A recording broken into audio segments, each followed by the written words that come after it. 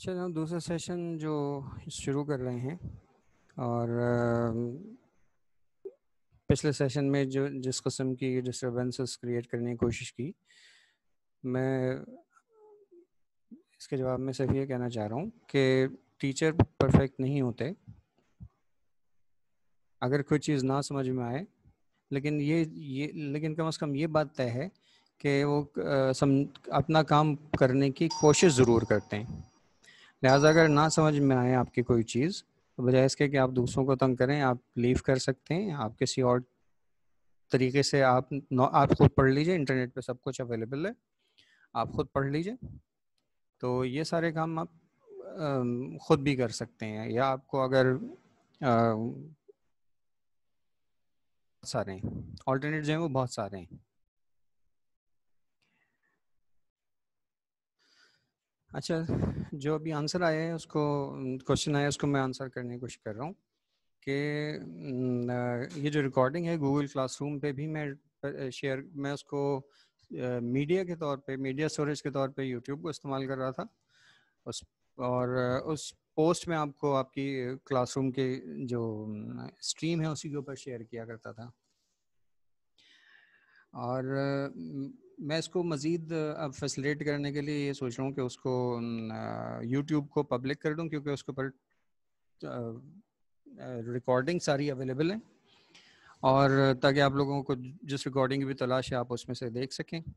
और मेरे ख्याल से आप लोग जब आप तलाश करते हैं, ग़ालिबन आपको स्ट्रीम, क्लास की जो स्ट्रीम है उसके ऊपर आप वीडियोस तलाश नहीं करते जब आपको ज़रूरत पड़ती है। तो मुझे ऐसा महसूस हो रहा है। तो तो ये कर सकते हैं कि मैं उसको पब्लिक कर दूं उसको, आप ताकि आप उसमें से जो आपको वीडियो चाहिए वो आप देख सकें। लेकिन क्लास की स्ट्रीम पे सारी चीज़ें अपलोडेड हैं, सिवाय पिछली क्लास के। और ज़ाहिर है आज की क्लास तो अभी नहीं है, लेकिन मैं पिछली क्लास भी जल्दी इंशाल्लाह अपलोड कर दूंगा, और आज की क्लास को भी कोशिश करूंगा कि रिलेटिवली जल्दी उसको अपलोड कर दूं। और आखिरी बात मैं ये कहना चाह रहा हूँ कि अगर आपको किसी टीचर से नहीं समझ में आ रहा, तो रिसोर्सेज इंटरनेट के ऊपर ढेरों अवेलेबल हैं, आप उसको खुद कोशिश कर लीजिए, क्योंकि अब कुछ छोटे बच्चे स्कूल के नहीं हैं।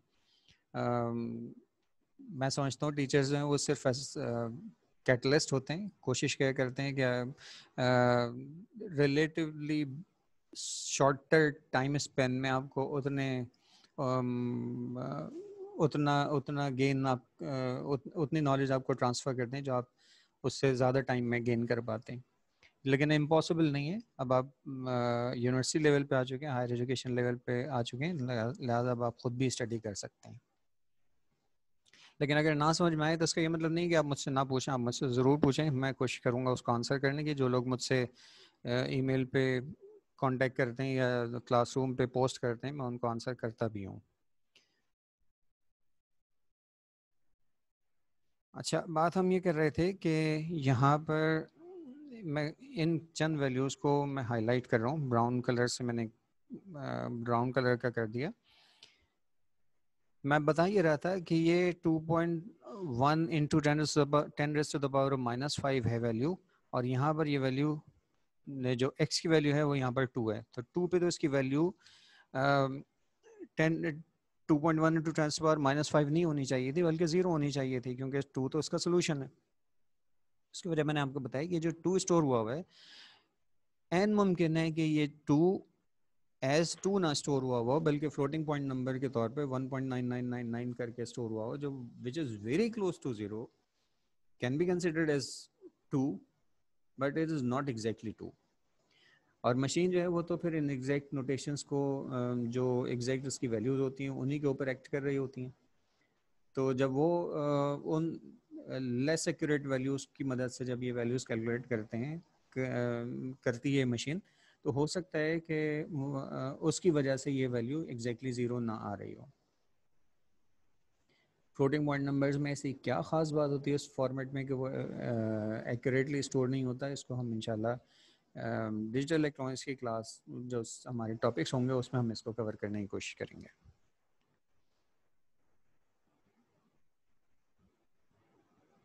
अच्छा, अब हम आ जाते हैं बल्कि नहीं, ये दो पॉइंट्स अभी बाकी हैं इसके। तो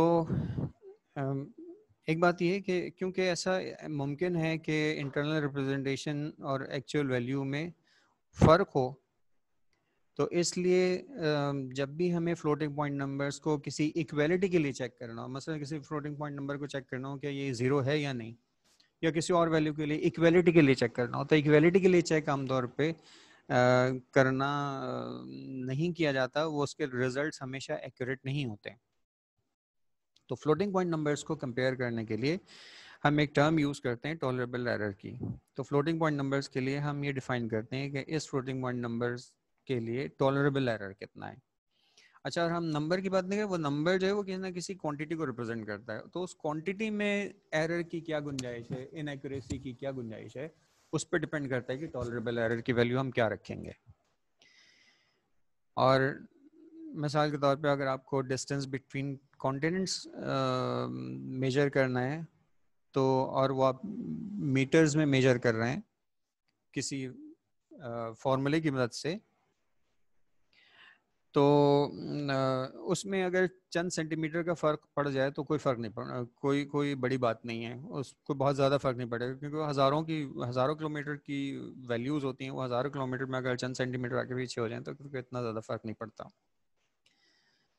यानी मीटर का 100th पार्ट अगर फ़र्क पड़ जाए वैल्यू में, इनएक्यूरेट हो, तो उससे कोई फ़र्क नहीं पड़ता।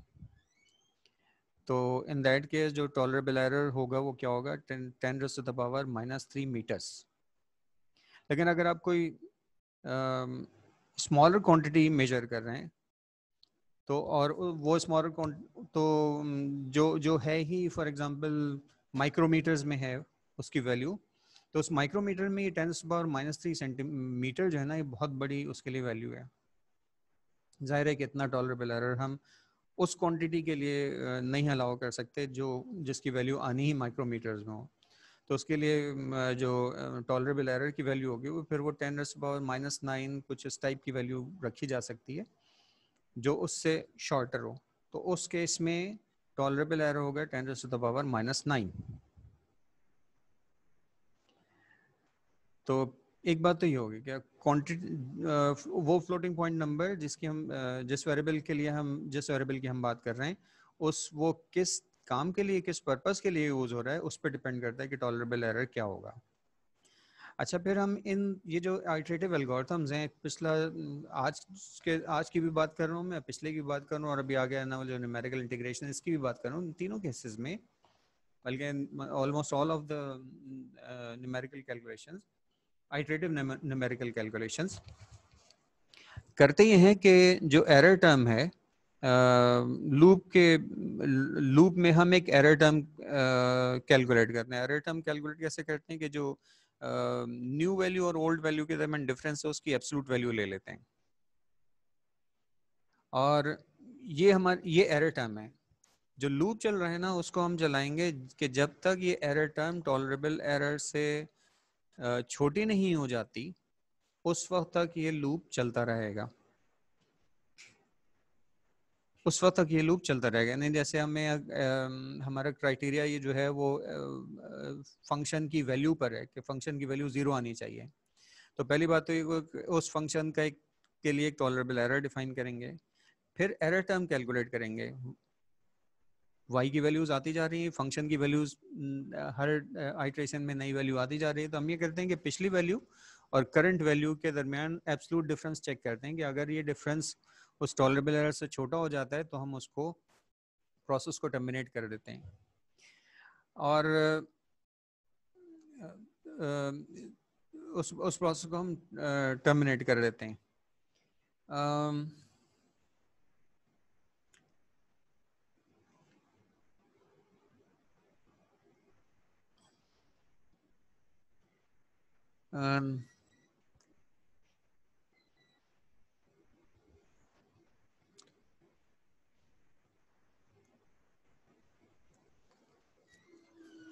अच्छा, सर मैं एक नज़र इस पे डाल रहा हूँ, सोल्यूशन वाली हेडिंग से रिपीट कर दें। सोल्यूशन वाली हेडिंग से रिपीट मतलब कहाँ लिखा है? सोल्यूशन ऑफ न्यूटन रेफसन, यहाँ से सोल्यूशन ऑफ इक्वेशन से तो ये मतलब है,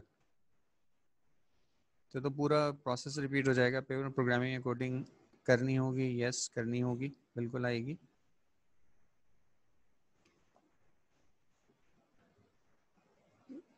बेटा ये अब हमारे पास जो टाइम है ना वो थोड़ा सा बचा है। मैं आप इसकी रिकॉर्डिंग मैं जल्दी अपलोड कर दूंगा, उसको सुन लीजिएगा। अगर आपको नहीं समझ में आए तो आप काइंडली मुझे बताइएगा, मैं इंशाल्लाह फिर कोशिश करूंगा कि उसको आप एक्सप्लेन कर दो। और ज़्यादा बेहतर ये होगा कि आप अगर पिन पॉइंट कर दें कि इसमें से क्या चीज़ नहीं समझ में आई तो ये और ज़्यादा अच्छा रहेगा, तो कम टाइम में आपको वो वाली बात समझ में आ जाएगी।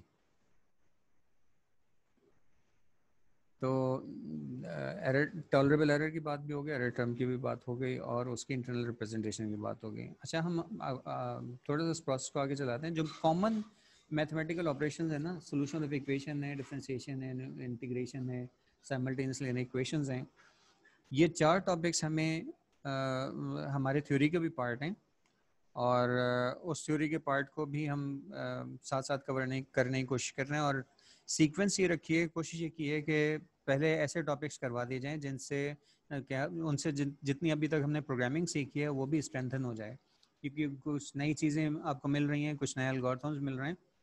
इन एल्गोरिथम्स को आप कोड करेंगे तो इंशाल्लाह आपकी प्रोग्रामिंग भी इम्प्रूव होगी।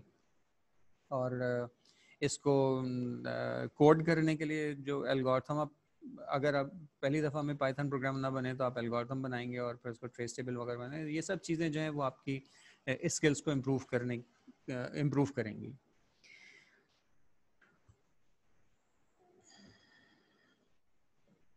न्यूटन फार्मूलों को किस चीज़ के लिए यूज़ किया है?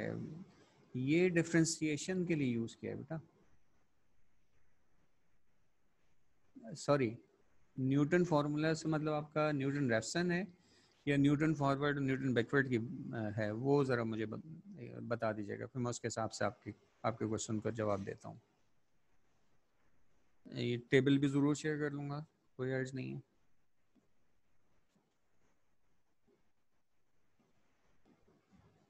दोनों का ही बता दें तो भाई, ये न्यूटन फॉरवर्ड न्यूटन बैकवर्ड ये न्यूमेरिकल डिफरेंशिएशन के मेथड्स हैं, और न्यूटन रेफसन जो है वो सोल्यूशन ऑफ इक्वेशन का मेथड है। अच्छा, हम न्यूमेरिकल इंटीग्रेशन की बात कर रहे हैं, और न्यूमेरिकल इंटीग्रेशन में भी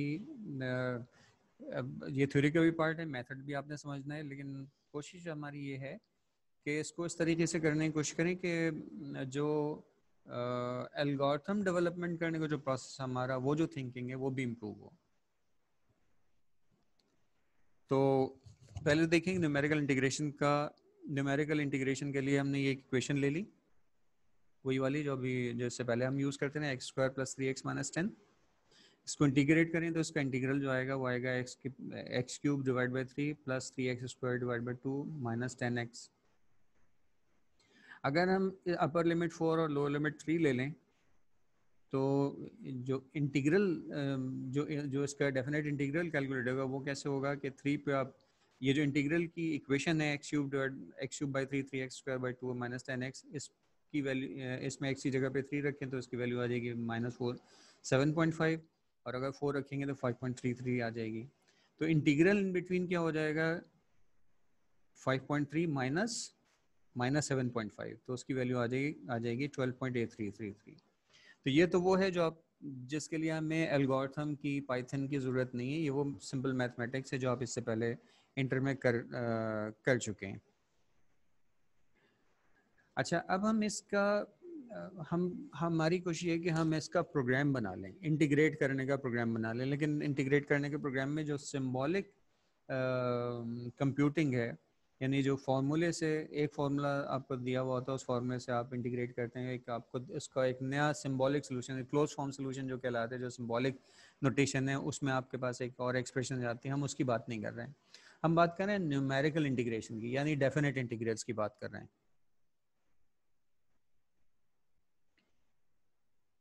ये सवाल ये है कि इससे आंसर क्या है, 12.3 तो भाई 5 माइनस 7.5, तो ये ऐड हो जाएंगे ना, 5 प्लस 7.5, तो यही आंसर आएगा। अच्छा, अब हम इसकी मदद से, अब हम जो न्यूमेरिकल इंटीग्रेशन का जो कॉन्सेप्ट है वो क्या है कि जब हम इंटीग्रेट करते हैं किसी एक्सप्रेशन को बिटवीन सर्टेन लिमिट्स, तो हम उन लिमिट्स के दरमियान area under the curve find कर रहे होते हैं। तो अब हम इस वाले इस कॉन्सेप्ट को समझते हुए, इसको आगे बढ़ाते हुए, हम इसका एक एल्गोरिथम डेवलप करने की कोशिश करेंगे। अच्छा, ये मैं कोई नया एल्गोरिथम नहीं डेवलप कर रहा ना, मैंने इससे पहले जो न्यूमेरिकल डिफरेंशिएशन उसमें भी कोई नया एल्गोरिथम नहीं डेवलप किया। ये ऑलरेडी आपको बुक्स में मिल जाएंगे, न्यूमेरिकल कंप्यूटिंग की बुक्स में अवेलेबल हैं। ये कोई नई चीज़ नहीं है। लेकिन मैं आपको जो बात बतानी चाह रहा हूँ ये कि इसके जो एल्गोरिथम है, बल्कि हम किस तरीके से उस एल्गोरिथम तक पहुँचे, वो जो डेवलपमेंट का प्रोसेस है, वो आपकी जो एल्गोरिथमिक थिंकिंग है उसको इम्प्रूव करेगा इंशाल्लाह। तो हम असल में उसको ये मेथड तो मौजूद है, ये ट्रिपेज़ाइडल मेथड कहलाता है जो मैं आपको बताने जा रहा हूँ। लेकिन हम इसको सिर्फ ट्रिपेज़ाइडल मेथड सीखने में इंटरेस्टेड नहीं है। हम ट्रिपेज़ाइडल मेथड के साथ साथ उसकी जो एल्गोरिथमिक थिंकिंग है उसको भी इम्प्रूव करने की कोशिश करेंगे। तो ट्रिपेज़ाइडल में ये जो कॉन्सेप्ट है, इसको एक्सप्लेन करने के लिए मैं उस पर पावर पॉइंट के लिए मैंने स्लाइड एक बनाई है, मैं उस पर शिफ्ट करना चाह रहा हूँ, शेयर चेंज कर रहा हूँ।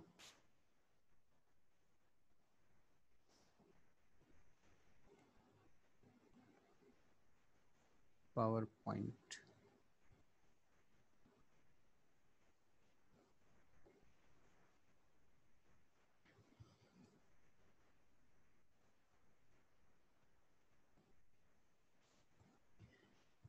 अच्छा, ये ग्राफ आपका जाना पहचाना है। पिछले दफ़ा भी हमने इसको पिछली क्लास में भी हमने ग्राफ प्लॉट करके फिर इसकी मदद से हमने वो एल्गोरिथम डेवलप किया था, बाइसेक्शन वाला एल्गोरिथम हमने इसकी मदद से समझने की कोशिश की थी। वही चीज़ उसी को हम आगे बढ़ा रहे हैं। फ़र्ज़ कीजिए कि यही, क्योंकि अभी जो मैंने एग्जांपल लिए वो भी यही वाले, उसमें इक्वेशन यही वाले लिए।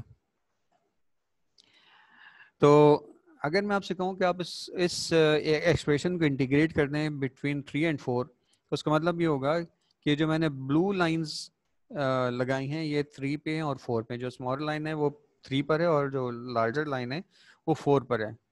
तो उसका मतलब ये होगा, इंटीग्रेट करने का मतलब ये होगा कि ये इसकी जो कर्व है इस एक्सप्रेशन की, उसके और एक्सेस के दरमियान जो एरिया है, इस एरिया को कैलकुलेट करें।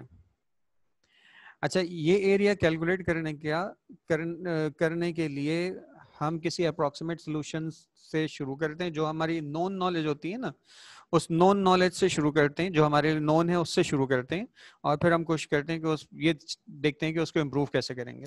अच्छा, मैं जो बातें आज आपको बता रहा हूँ, इससे ये बात अगर आपकी खुद से ना समझ में आ रही हो, पहले से मेरे बताने से पहले से ना समझ में आ रही हो, तो आप फ्रस्ट्रेट बिल्कुल ना होइएगा, इसलिए कि ये आप पहली दफ़ा पढ़ रहे हैं।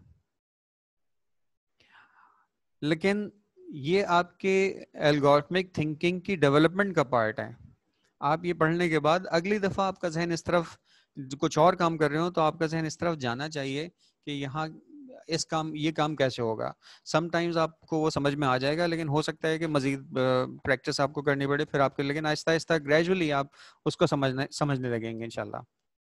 अगला सवाल है, स्लाइड्स मिल जाएंगी जी? स्लाइड्स भी PDF फॉर्म में मिल जाएंगी आपको इंशाल्लाह। तो जो फोकस है ना वो समझने पे रखिएगा। मटेरियल तो अवेलेबल है, इस मटेरियल को इसको समझ लें आप। अच्छा,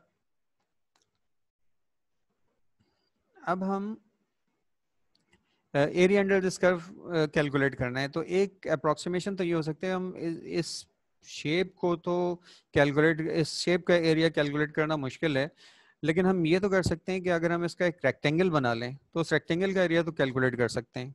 इसलिए कि ये जो विड्थ है एक्स एक्सिस पे 1.3 है, 1.4 है, तो इसकी विड्थ तो हो गई 1 यूनिट, और जो इसकी हाइट है वो आप कैलकुलेट कर सकते हो। कैसे कैलकुलेट कर सकते हैं कि इस इक्वेशन में अगर आप x की वैल्यू 3 पुट कर देंगे तो आपको y की वैल्यू मिल जाएगी, और y की वैल्यू आपको ये बता रही होगी कि इस स्मॉलर लाइन की हाइट जो है वो कितनी है। और अगर उसमें x की वैल्यू 4 रख देंगे तो आपको ये बता रहा होगा ये कि ये लाइन जो पॉइंट x इक्वल टू 4 पर है, जो कि लार्जर लाइन है, इसकी हाइट कितनी है। तो अगर हम शॉर्टेड लाइन को से रेक्टेंगल क्रिएट करें तो उसका मतलब ये होगा, मैं इसको स्लाइड को आगे बढ़ाता हूँ। इसका मतलब ये होगा कि अब जो रेक्टेंगल आपको नजर आ रहा है यहाँ पे, जो कि स्मॉलर लाइन से एक परपेंडिकुलर लाइन इसके ऊपर ड्रॉ करके ये जो अब जो रेक्टेंगल बना है, इसका एरिया हम कैलकुलेट कर सकते हैं, क्योंकि इसकी हाइट भी नोन है, इसकी विड्थ भी नोन है।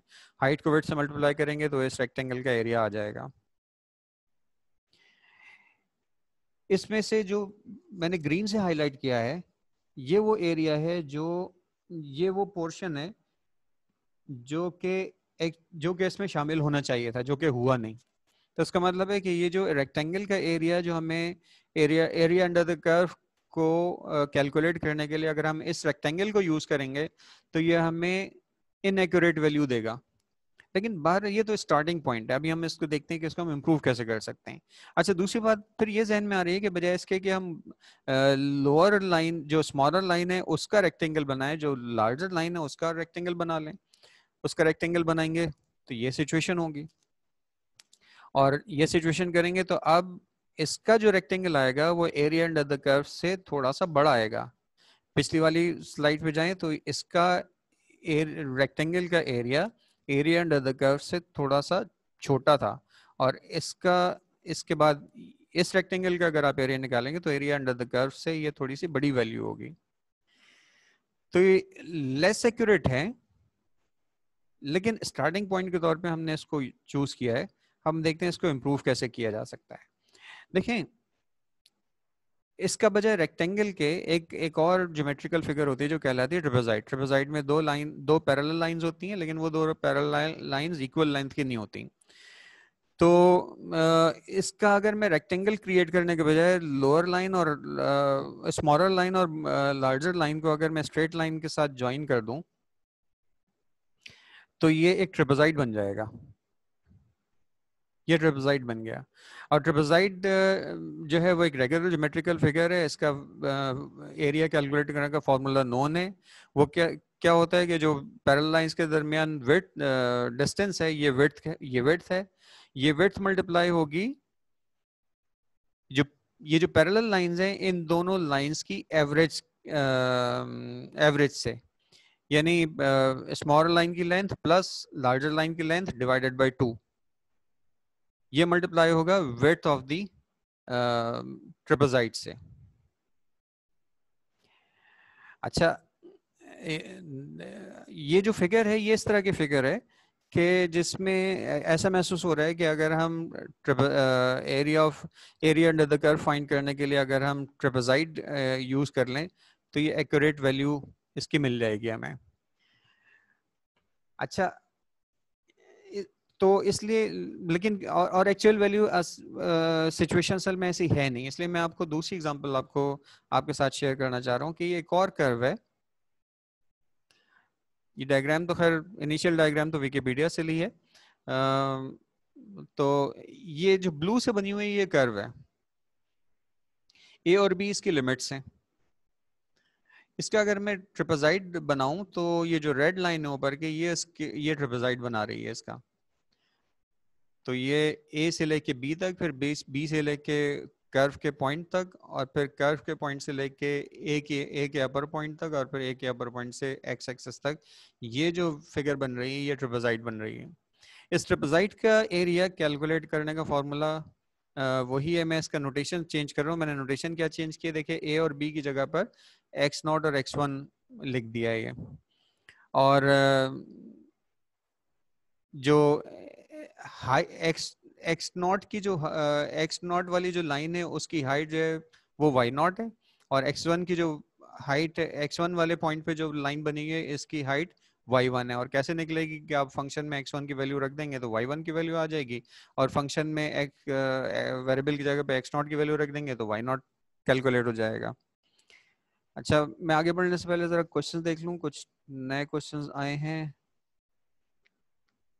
न्यूटन फॉर्मूला किस चीज़ के लिए यूज़ हुआ, ये तो हो गया सब्ट्रैक्शन भी, ये भी हो गया। स्लाइड्स में तो एरिया छूट रहा है, बिल्कुल सही कहा आपने, सही ऑब्जर्वेशन है।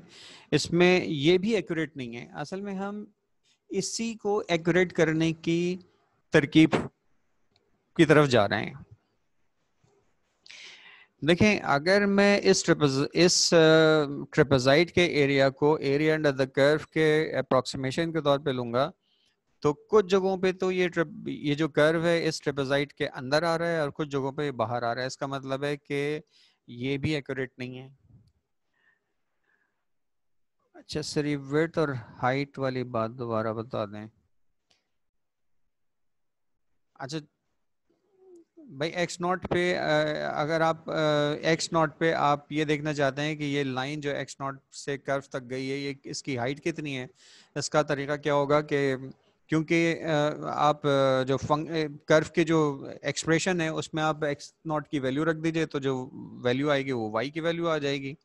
तो उस पॉइंट पे जो वैल्यू है वो वाई नॉट हो गई, और जब आप उस इक्वेशन में x की जगह पर x1 की वैल्यू रख देंगे तो जो वैल्यू आए, तो जो इसके रिजल्ट आएगा वो y1 की वैल्यू होगी। अच्छा, इसको इम्प्रूव करने के लिए हम ये करते हैं कि इसके एक के बजाय दो ट्रिपेजाइड्स बना दें इसके। अच्छा, इससे पहले मैंने एक काम ये किया कि इन नोटेशंस को चेंज कर दिया। x1 और x0 और x1 की जगह xi और xi प्लस 1 कर दिया। अब अगर i की वैल्यू 0 होगी तो जो लेफ्ट वाली ये xi है ये x0 बन जाएगा, और xi प्लस 1 जो है ये x1 बन जाएगा। इस तरह से yi और yi प्लस 1 के साथ भी यही होगा। मैंने अभी सिर्फ नोटेशन चेंज किए हैं। और ऊपर देखिए एरिया ऑफ ट्रेपेजाइड जो आ रहा है, उस एरिया ऑफ ट्रेपेजाइड है width multiplied by average length of two parallel lines. तो विड्थ क्या होगी, x i minus x i plus 1, ये तो विड्थ हो गई। X i minus x i plus 1, इन दोनों के दरमियान जो डिफरेंस है वो विड्थ आ गई। चाहे आप आई प्लस 1 में से एक्स आई माइनस सब्ट्रैक्ट कर दें, हम तो विड्थ कह रहे हैं ना। तो विड्थ के साथ, विड्थ कोई वेक्टर क्वांटिटी नहीं है और विड्थ नेगेटिव मीनिंगलेस बात है, तो इसका मतलब हम पॉजिटिव वैल्यू की ही बात कर रहे हैं। अच्छा, average length of two parallel lines, एक की लेंथ जो है एफ ऑफ एक्स आई है तो दूसरे की F of x i plus 1 है। एवरेज का मतलब है इन दोनों वैल्यूज को ऐड करके 2 से डिवाइड कर दें। तो ज़रा ये फार्मूला जो है इस पे भी गौर कीजिएगा, प्रोसेस भी, और ये जो फार्मूला है क्योंकि इससे हम इवॉल्व कर रहे हैं। जो ट्रिपेजाइडल मेथड का जो फार्मूला बनता है उसको वो यहीं से इवॉल्व होगा। अब हम एक के बजाय दो ट्रिपेजाइड्स में डिवाइड करना है, और दो ट्रिपेजाइड में इस तरह से डिवाइड करना है कि हम दोनों की विड्थ सेम रखते हैं। यानी हमने एक पॉइंट x1 कैलकुलेट किया जो कि मिड पॉइंट है अपर और लोअर लिमिट का। अब ये दो ट्रिपेजाइड्स बन गए। अब इन दो ट्रिपेजाइड्स का सम पहले वाले ट्रिपेजाइड के सम से, पहले वाले ट्रिपेजाइड के एरिया से बेटर रिजल्ट दे रहा होगा। यानी बजाय एक ट्रिपेजाइड का एरिया में और जो actual area under the curve है उसमें फ़र्क होगा। तो अगर हम दो में डिवाइड कर देंगे तो ये एरिया, ये जो डिफरेंस है ये कम रह जाएगा। अच्छा, ये कर्व इस नौयत की है कि यहाँ हमें ऐसा लग रहा है कि मेरी बात सही नहीं, तो हम अगले इसके सिर्फ मैथमेटिक्स चेक कर लेते हैं, इसके सिर्फ इक्वेशन चेक कर लें, और फिर हम अगली उस स्लाइड पे जाते हैं ना, तो वहाँ ये वाली बात जो मैंने अभी कही ये बात प्रूव हो जाएगी। अच्छा, अब इसकी ज़रा ये राइट साइड पे जो है, राइट साइड पे मैंने जो कुछ लिखा है ज़रा इसको भी नोट कर लें। जी, कॉम्प्लिकेटेड तो हो रहा है, लेकिन जाहिर है कि हमें area under the curve accurately calculate करना है, तो हमें थोड़ी सी चीज़ें तो यानी ये इतना सिंपल फार्मूला तो नहीं होगा। ये जैसे रेडियस का, सर्कल का रेडियस कैलकुलेट करना उससे तो के मुकाबले में ज़ाहिर कॉम्प्लेक्स होगा ही, क्योंकि ज़ाहिर है कर्व भी किसी भी शेप की हो सकती है। तो हमें एक ऐसा जनरल फार्मूला बनाना जो हर किस्म की कर्व, किसी भी किस्म की कर्व हो उसके लिए सही रिजल्ट्स दे। तो जाहिर है तो उसमें थोड़ी सी चैलेंजेस तो आएंगे उसमें। तो बाद में आपको सिर्फ ये कह रहा था बेटा, अब ये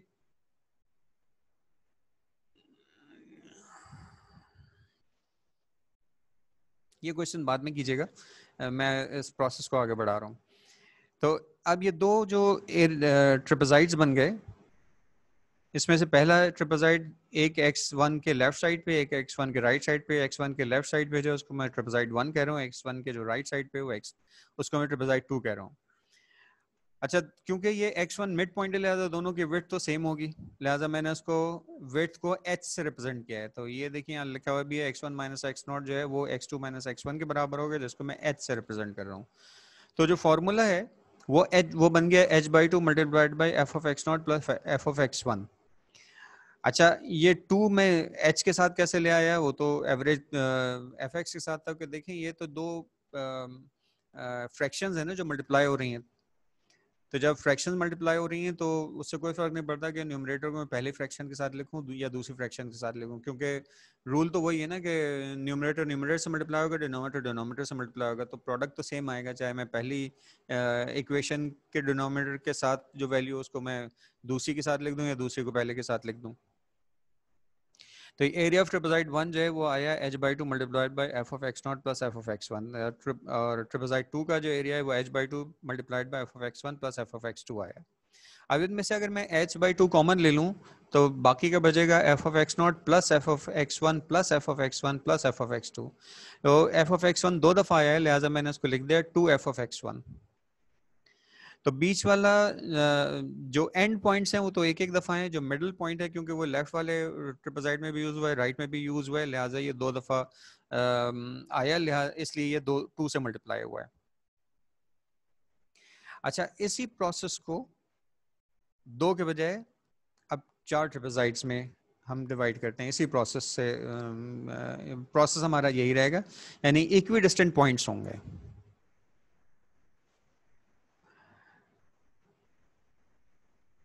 इक्वी डिस्टेंट पॉइंट्स हैं, तब ये x0 जो है ये पहली इनिशियल वैल्यू है, ये लोअर लिमिट है, और x4 जो है ये लोअर अपर लिमिट है।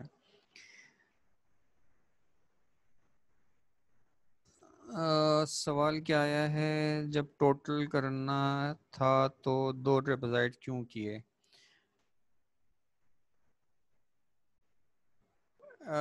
इसको थोड़ा सा आगे अगर हम बढ़ेंगे तो शायद ये आंसर, ये क्वेश्चन आपके खुद ही समझ में आ जाए। आप देखें, क्योंकि हमें असल में इसको जनरलाइज करना है, हम 2 या 4 ट्रिपेजाइड्स में नहीं डिवाइड करेंगे। हम तो ये कहते हैं कि आप उसको n ट्रिपेजाइड्स में डिवाइड करते हैं, n की वैल्यू 10 रख देंगे तो 10 ट्रिपेजाइड्स में डिवाइड हो जाएगा, n की वैल्यू 100 रख देंगे तो 100 ट्रिपेजाइड्स में डिवाइड हो जाएगा।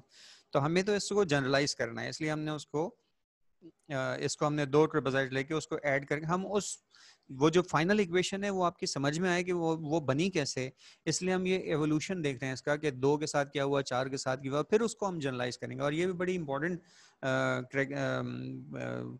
स्किल होती है कि आप प्रोसेस देखें, उस प्रोसेस की डिटेल में जाके उसको जनरलाइज कर सकें। क्योंकि मैंने आपको शुरू में ही बताया था कि कंप्यूटर साइंस में अक्सर जो प्रोफेशनल्स हैं उनका वास्ता उन लोगों से पड़ता है जो खुद कंप्यूटर प्रोफेशनल अपने अपनी फील्ड में एक्सपर्ट होते हैं वो, लेकिन कंप्यूटर प्रोफेशनल ज़रूरी नहीं होते कि वो उसमें भी मास्टर हों। तो वहाँ ये वाले काम आपको खुद करने होते हैं। उनको अपना प्रोसेस, अपना मेथड तो पता होता है, लेकिन उनको ये नहीं पता होता कि उसको अगर कंप्यूटराइज करना हो तो क्या करना होगा। तो वहाँ उनका मेथड समझ के उसको जनरलाइज करके उसके रूल्स आपने खुद बनाने होते हैं। तो ये रीज़न है जिसकी वजह से मैं डायरेक्ट फार्मूला नहीं बता रहा, बल्कि एवोल्यूशन के साथ लेके चल रहा हूँ कि एक ट्रिपेजाइड्स का फार्मूला लिखा, फिर 2 का, फिर 4 का, फिर उसको हम जनरलाइज करेंगे। तो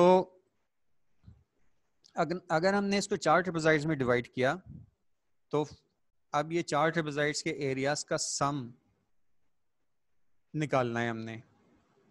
तो एक ट्रिपेजाइड का तो जो हमने पिछला 2 ट्रिपेजाइड वाला फॉर्मूला पढ़ा था उसके हिसाब से उसी को अगर हम जनरलाइज करने की कोशिश करें तो फॉर्मूला बनेगा जो मैंने ब्लैक से लिखा हुआ है, इसकी बात कर रहा हूँ, h divided by 2 multiplied by f of x0 और f ऑफ x4। ये तो एक दफा आएंगे क्योंकि एंड पॉइंट्स हैं, बीच के जितने भी पॉइंट्स हैं सब 2 दफा यूज होंगे, एक दफा एक ट्रिपेजाइड में, दूसरी ट्रिपेजाइड में। तो बीच की जितनी भी वैल्यूज हैं ये सब 2 से मल्टीप्लाई होंगे, 2f of x1 plus 2f of x2 plus 2f of x3 और आखिर में f ऑफ x4। और h क्या है, ये upper limit minus lower limit divided by 4 है। जिस तरह से जब हमने 2 पार्ट्स में डिवाइड करना था तो क्या किया था, upper limit minus lower limit divided by 2 किया था। अब हमने 4 पार्ट्स में डिवाइड करना है तो upper limit minus lower limit divided by 4 किया। तो 10 पार्ट्स में करना हो तो क्या करेंगे, upper limit minus lower limit divided by 10। तो जनरल फॉर्मूला एच का क्या बनेगा, upper limit minus lower limit divided by n, और n क्या है, नंबर ऑफ ट्रिपेजॉइड्स जिसमें हमें उसको डिवाइड करना हो।